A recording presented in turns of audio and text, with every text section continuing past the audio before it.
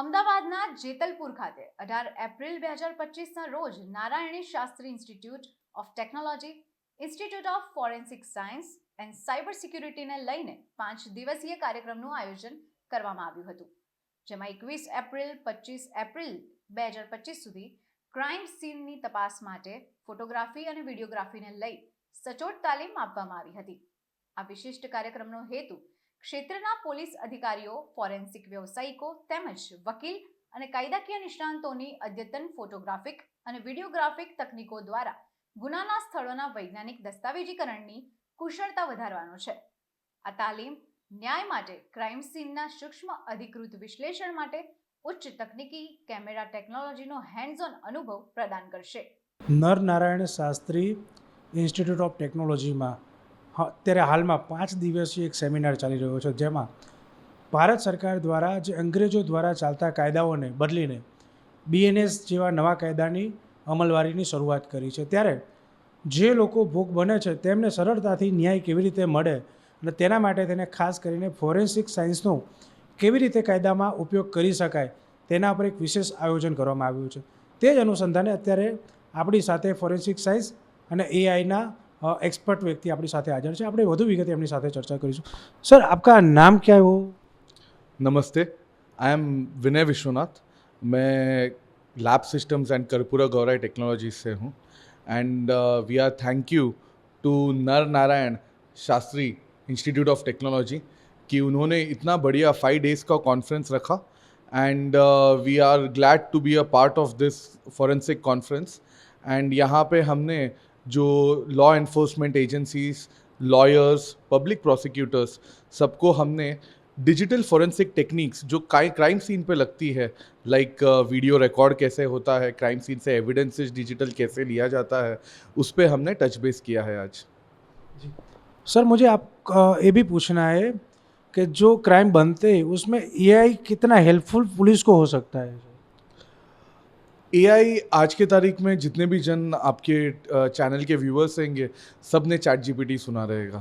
सब ने AI का कुछ ना कुछ एक छोटा सा फ्लेवर अपने मोबाइल फ़ोन पे, कंप्यूटर पे या डे टू डे लाइफ में कहीं ना कहीं हम देख रहे हैं. वाइल ये क्रिमिनल्स यूज़ करते हैं क्राइम करने के लिए, AI एक लॉ एनफोर्समेंट ऑफिसर को, इन्वेस्टिगेटर को बहुत सहायक देता है. जैसे मेरे पास कई बार डिजिटल एविडेंसेस में ईमेल्स होते हैं. अभी 50 ईमेल्स का अगर किसी इन्वेस्टिगेटर को समराइज़ करने को बोला जाएगा तो वो टाइम लेगा काफ़ी, उसको एक एक ईमेल पढ़ने पड़ेंगे. वेरएस अगर वो AI को, हमारा चणक AI हमारा टूल है जो, उसको या किसी AI लार्ज लैंग्वेज मॉडल्स को दिया जाता है तो वो काफ़ी इफ़ेक्टिवली समराइज़ भी करता है. सो इस प्रकार से हर, whether it is identification of an evidence या एक्विजिशन एविडेंस का, प्रिजर्वेशन, एनालिसिस या रिपोर्टिंग, हर स्टेज ऑफ डिजिटल फॉरेंसिक एक AI का टूल हमेशा मददगार रहेगा to all law enforcement agencies and officers. और दूसरी बात बोलनी कि जो नए BNS जो लॉज बनाए गए उसमें वीडियो रिकॉर्डिंग भी फर्जियात कर दिया है, तो वो दोनों एक साथ मिलकर किस तरह काम करते हैं जो हमें लॉ एक्टिविटीज़ में वो हमें हेल्पफुल हो सके? वाह, वेरी गुड क्वेश्चन सर. सो जिस तरह से भारतीय न्याय संहिता में BNSS में देयर इज़ अ रिक्वायरमेंट कि कहीं पे भी जो गुनाह का सज़ा अगर 7 साल के ऊपर है तो forensic science officers have to be on crime scene, जबकि 3 साल और 7 साल के बीच में जो गुनाह है वहाँ पे मैंडेटरी है कि हम या जो भी लॉ एनफोर्समेंट एजेंसी ऑफिसर्स है जो क्राइम सीन पे जाते हैं उनको वीडियो निकालना होता है of the search and seizure. जो भी वो देखते हैं, जो भी वो सीज करते हैं, उसका वीडियो फाइल बना के उसको लॉफुली अपलोड करना होता है. एंड इसके लिए गवर्नमेंट ने ई-साक्ष्य ऐप बनाया हुआ है, जो ये ट्रेनिंग का पार्ट हमने Nar Narayan Shastri institute of technology में उसको बताया गया है. एंड उसके अलावा we have our own MyFRT crime scene app, जो आपको जो नए लॉस के हिसाब से क्राइम सीन से क्या कलेक्ट करना है, कैसे डॉक्यूमेंट करने का है, उस चीज़ों में बहुत मददगार होता है. अब इसमें जब हम वीडियो निकाल रहे हैं किसी क्राइम सीन का, हमें बहुत सारे ऑब्जेक्ट दिख रहे हैं. जैसे अगर आप ये कैमरा से मेरा व्यू कर रहे हो, हमारे पीछे भी कुछ ऑब्जेक्ट दिख रहा है, ये माइक ऑब्जेक्ट दिख रहा है। ये एआई के माध्यम से हम object detection in crime scene कर सकते हैं और हम ऐसा कुछ इंसाइट दे सकते हैं कि बाय मिस्टेक वो हमारे इंसानों के आंखों को चूक गया हो, इन्वेस्टिगेटर के आंखों को, बट वो कैमरा ने देखा हो, तो वो चीज़ को एक्वायर करने का इंटेलिजेंस भी हम दे सकते हैं। આ કાર્યક્રમ ઉદ્ઘાટન સમારોહમાં ગુજરાત સરકારના નાયબ નિયામક જગરૂપસિંહજી રાજપૂત અને રાકેશ સવ જેવા વિશિષ્ટ અતિથિઓ હાજર રહ્યા હતા. આ પ્રસંગના મુખ્ય અતિથિ ભારત સરકારના ગૃહ મંત્રાલયના નિયામક સહ મુખ્ય ફોરેન્સિક વૈજ્ઞાનિક ડોક્ટર બેસ્ટકે જૈન હતા. તાલીમની શરૂઆત વરિષ્ઠ આઈપીએસ અધિકારી અને ફોરેન્સિક તપાસમાં જાણીતા નિષ્ણાત કેશવ કુમારના વ્યાખ્યાનથી કરાઈ હતી. ઇન્ટરેક્ટિવ હેન્ડ્સ ઓન ડેમોન્સ્ટ્રેશનના સંયોજન સાથે આ કાર્યક્રમ તપાસની ચોકસાઈ વધારવા અને કોર્ટની કાર્યવાહીમાં પુરાવાની કાયદેસર સ્વીકૃતિ સુનિશ્ચિત કરવામાં ચોક્કસ વિઝ્યુઅલ ડોક્યુમેન્ટેશનની ભૂમિકા પર ધ્યાન કેન્દ્રિત કરશે. જેમ એક્સપર્ટે કહ્યું છે કે વિડીયો રેકોર્ડિંગ કેમ મહત્ત્વનું હોય છે. એક સમય માણસે પોતાની આંખેથી જોયેલું કદાચ ભૂલી જાય છે, પણ જે કેમેરાથી કેપ્ચર કરવામાં આવે છે તે વસ્તુ જેમ છે તેમ જ તેને કંડોળવામાં આવે છે. તેટલા માટે વિડીયો રેકોર્ડિંગ એટલું જ અગત્યનું છે.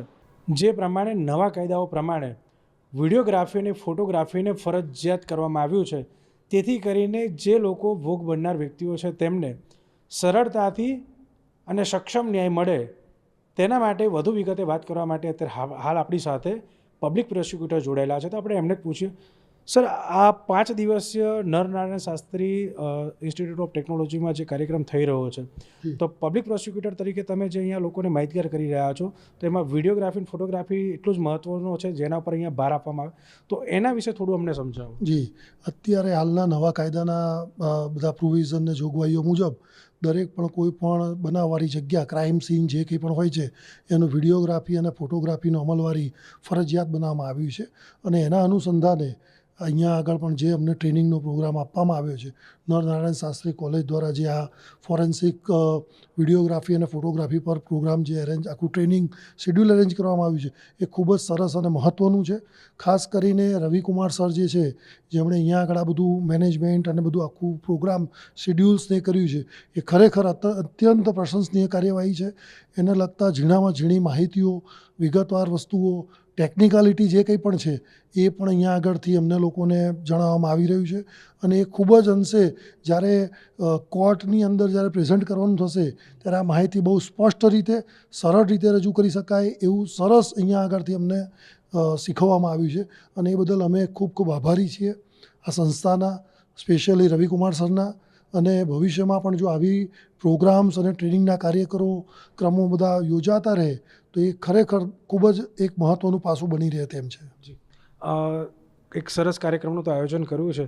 લોકો સુધી આને લઈ જવા માટે અને લોકો આના માટે જાગૃત થાય, જે કાર્યક્રમ છે તેમાં ફોરેન્સિક કેટલું આપણને કામ લાગે છે આની અંદર, વિડીયોગ્રાફી અને ફોટોગ્રાફી, અને તમે પબ્લિક પ્રોસિક્યુટર છો, તો તમે એને કેવી રીતે જુઓ છો કે આ કેટલું ઉપયોગી છે? જી, ઘણી વખતે આની અંદર શું છે, પુરાવામાં આનું ખૂબ જ મહત્ત્વ રહેલું હોય છે, જે સામાન્ય નરી આંખે પણ ન દેખી શકાય એવી ઝીણામાં ઝીણી વસ્તુ અને ઝીણવટભરું મૂલ્યાંકન એ ફોરેન્સિક સાયન્સની લેબોરેટરી, ફોરેન્સિક કોર્સ, વિડીયોગ્રાફી અને ફોટોગ્રાફીથી શક્ય બનતું હોય છે. ઘણી વખતે શંકાનો લાભ મળી, બેનિફિટ ઓફ ડાઉટમાં ઘણા ગુનેગારો છૂટી જતા હોય છે. પણ હવે આ જે અદ્યતન એઆઈ ટેકનોલોજી છે, ફોરેન્સિક વિડીયોગ્રાફી છે, ફોરેન્સિક ફોટોગ્રાફી છે, અને અત્યંત આધુનિક ટૂલ્સ દ્વારા જે આ કાર્યક્રમ અને જે રીતનું આ કરવામાં આવી રહ્યું છે, તેના લીધે મેક્સિમમ હવે જે બેનિફિટ ઓફ ડાઉટની શક્યતા ઘટી જશે એમાં કોઈ શંકાને સ્થાન નથી. જી, આ હતા પબ્લિક પ્રોસિક્યુટર. તેઓને એ કહેવાનું થાય છે કે ઘણા બધા કિસ્સાઓમાં એવું થતું હતું કે કોઈક પુરાવાના અભાવે ગુનેગારો બેનિફિટ ઓફ ડાઉટના કારણે એ છૂટી જતા હતા. પણ નવા કાયદા પ્રમાણે જે અહીંયા નરનારાયણ શાસ્ત્રી કોલેજની અંદર જે આ શિક્ષણના 5 દિવસનું જે શિબિર યોજવામાં આવ્યું છે, તેના થકી લોકોને જાગૃત કરવાનું કાર્ય કર્યું છે. અને ચોક્કસથી એવા કોઈપણ ગુનેગારો જો આવા નજરમાં આવે છે તો એ લોકો બેનિફિટ ઓફ ડાઉટથી છૂટી નહીં શકે.